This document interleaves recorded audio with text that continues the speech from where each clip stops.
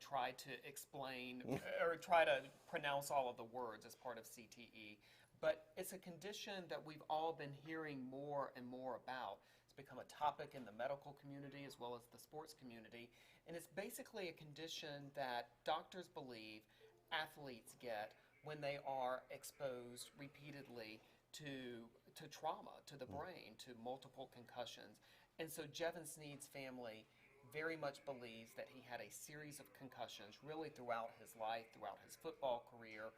Of course, one big helmet-to-helmet collision in the 2010 Cotton Bowl, but they think all of that combined really caused him to have this condition. And as a matter of fact, they have really tragic and compelling evidence. They were able to talk about his memory lapses in the later years of his life. We're talking about a young man really in his late 20s and early 30s who they describe, Mike, as having symptoms almost resembling dementia at a young age. I saw the story. I just previewed it, and it really is a fascinating story. It's very, very tragic too, because as you say, he was a young man and had a future ahead of him. And on the topic of CTE, I think that if the Aaron Hernandez documentary on Netflix, The Mind of Aaron, or The Mind of a Killer, or something to that effect, I just got finished watching it. I know you're watching it. I'm watching it now, and I know it's very popular right now on Netflix. And so I think that this is very timely as far as that goes. Of course, two very different stories, because Aaron Hernandez was convicted of murder, but he too was shown to have CTE. Now, I say he too. It's not exactly known at this point if the subject of your story had that, to explain that process. Yeah, so the thing that we know about CTE, and by the way, Mike, I just want to tell people, I have my phone out here, so we're able to take questions. So if you have questions from our conversation, I'm going to be checking my phone and can answer those as best I can, of course. But Mike, what we know about CTE is that it can only be diagnosed after a person has died. A brain actually has to be transported to an institute in Boston at Boston University, and researchers there and scientists there spend months actually making a diagnosis. Over the past 15 or so years, this institute has gotten about 600 donation of brains, and more than 300 of those have been officially confirmed to have had CTE. It's a very intensive process to make this diagnosis. But Mike, I think one of the very tragic things in the case of Jevan Snead is that he actually asked his friends and family in the months leading up to his death to donate his brain, that is something that he really wanted them to do.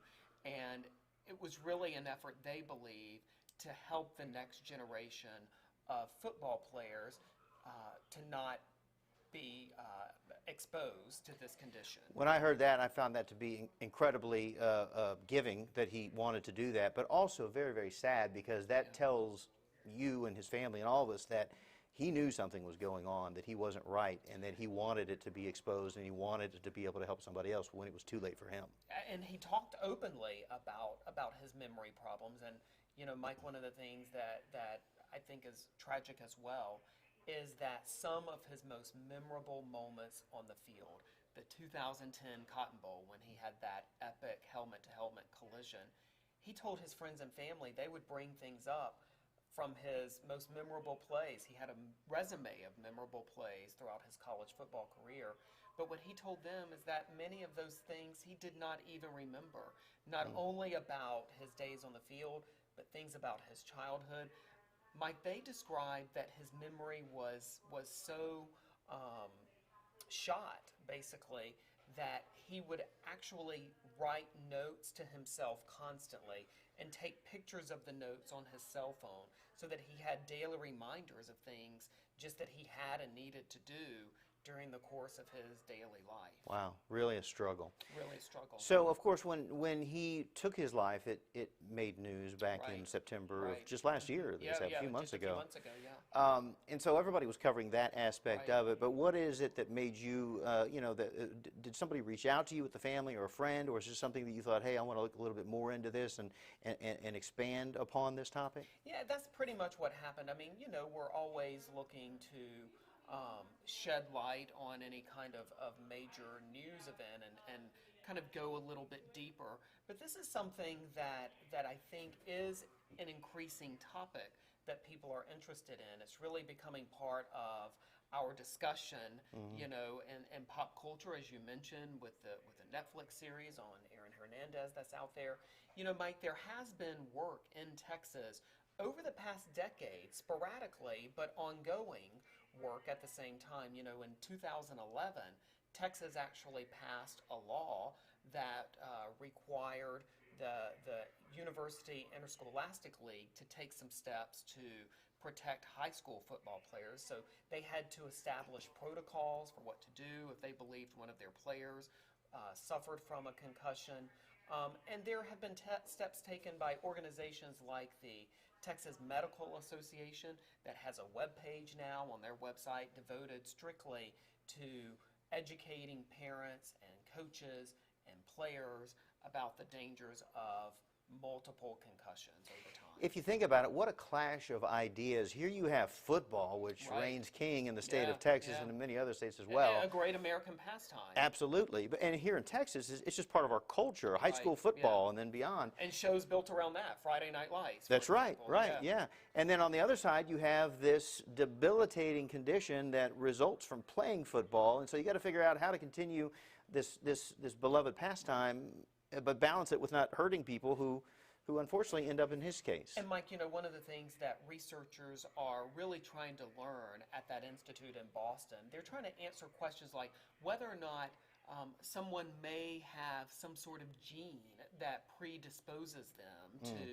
to this condition, whether or not it's more likely in males or females, whether or not there are types of sports that may leave a person more susceptible than others about this. You get any questions yet that you need to address? No, somebody did say the volume is low, so I do just want to point that out. I don't know Oh, if there's okay. anything we can do about that, but we have had a couple of, I'm getting a thumbs up, Okay. that there are a couple of people who say that the volume is low. Now, in your story, you talked to his sister. Right. And you also spoke with one of his former teammates. I don't. Was it a UT teammate or Ole Miss teammate? Actually, a teammate at Stephenville High School in Okay. North Texas. But that man we talked to was one of Jevan's best friends. He's actually a football coach himself now Oh. in Cedar Park. Wow, okay. And so I've gotten to know them. Obviously, talked off camera to other members of Jevan Snead's family, as well as some other friends. But those were among the people who we interview for tonight's story. Tell me about the journey that, you know, especially the sister, and I guess to the extent that the best friend too, because they were Right. very close, obviously. But tell me the journey that they took to want to get to this point to do this. This is still a fresh death. Absolutely. And just a few months old, and yet they wanted to talk about it. Why do you think that is? Did they give you any insight into that? You know, I think Jenna Snead Walker, Jevan Snead's sister, felt really strongly. Really, she described it to me within 10 to 15 minutes of learning about her brother's death. She really went there fast in her own mind about whether or not CTE or the game that he so dearly loved played a role in his death. And so there was not much question in their mind, really, about whether or not they wanted to donate his brain for research. And I think they also learned very early on, and in fact knew, that he had made that request of them should something happen to him. You know, I think that of course, no one predicted that when he was saying that he could, you know, would perhaps be passing away in the months or weeks to come. I think everyone fully expected that he would live a long life, certainly longer than his 32 years. So, at the time of his death, what was he? What can you say about what he was doing? Because I know that, you know, he was at UT for a short time. He really became a star at Ole Miss. Right. And then he tried the NFL route. He tried the NFL route, and I think that you know, it obviously didn't go as he had hoped. I think he was hoping that he would step into a lucrative NFL career. That is not what happened. He had some you know, experiences that didn't exactly go the way he planned in Florida. But then he came back and spent a lot of time actually here in Central Texas, working a number of different types of jobs. I think he worked in commercial real estate, medical sales at one point. Could never really, though, Mike, according to people who knew him, could never really get traction, like a post-football path forward. And I think that was one of the things that they said really, stuck with him and troubled him, as a matter of fact. Yeah, I imagine he had big hopes of being an NFL player, and that didn't Right. pan out, and then not being able to pin down another passion that could keep him going.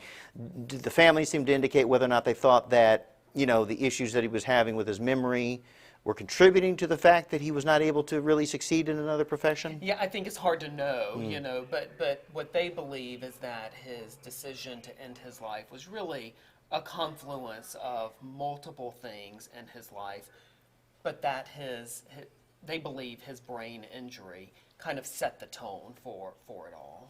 Did they have any warning signs, not of the CTE or the problems he was struggling with, but warning signs at that point? Did anybody think, he may, take his life? Or? I think the answer to that is no. People around him and people close to him knew that he suffered from depression. I think that was widely known among his friends. But certainly there were no real clear signs that he was possibly considering ending his life. And one of the things that they really talk about, Mike, and experts who have studied CTE will tell you one of the things that one of the traits, one of the symptoms of CTE is actually impulsivity, that there can be a lot of impulsive decisions. What we know about Jevan Snead is that the day he died, he had plans to pick up a friend at the airport in Austin. And when he failed to show up, it was actually that triggered his loved ones, his friends, and then ultimately his family to call Austin police to perform a check welfare call at his apartment. So seemingly he was living his life, making plans for the future, He, picking in somebody fact, up had that plans- day. Yeah. He in fact had plans for the future. I think he had plans to go to ACL coming up, from what I understand. So his family says that they believe that his decision to end his life was an impulsive one that tragically he could not take back. I really think this story is going to resonate with a lot of people, even if you're not, really plugged into the football community, because the things that are talked about in your story, which airs at 10, are like a person watching a loved one of yours, for lack of a better term, losing their mind, losing their ability to remember things, and having to do the Post-it notes. And who of us doesn't know someone or have a relative who's suffering with dementia or Alzheimer's or something like that? I mean, it's rampant, and I think that it'll really resonate with a lot of people. What is the hope that you have when when you're digging into the story over these months and knowing that we're going to be airing it on KVUE? What is the hope you have for the story? Yeah, I think that one of the things that I really want to do, and hope that the story does, is educate people on the issues around CTE. Could this possibly help parents make better decisions for their own children? Or at least if they decide they do want their children to play football, that they at least go into that decision with their eyes wide open, knowing what the risks are. Again, scientists will point out and doctors will point out, Mike, there's still a lot we don't know about what exactly causes this condition, but they absolutely think it is from these, multiple concussions that we see, not only with football, but with boxing and other activities as well. I think it will give parents, when they're making these decisions, and if they do want to continue through with football, which is normal, maybe make them more aware and give them an area of where they can ask questions, information to gather. I also frankly wanted to pay tribute to Jevan Snead, because I think that he is due that. Here is a young man who devoted his life to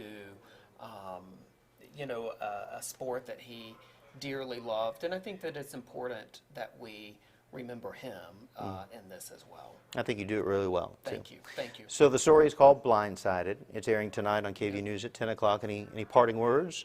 No, just shout out to Chief Photographer Brian Bell here at KVUE, who also has worked on this alongside of me and others here for the past several months. So It was again, beautiful. It's beautifully done, and I can say that because I had nothing to do with it. It's you and Brian and some others who worked on it, but it is beautifully done, and I think it does give tribute to Mr. Snead, and I think also that it raises the awareness that we're looking to do as well. So it does it justice, I believe. So don't forget to watch that tonight on KVUE News at 10 o'clock. Thanks for watching.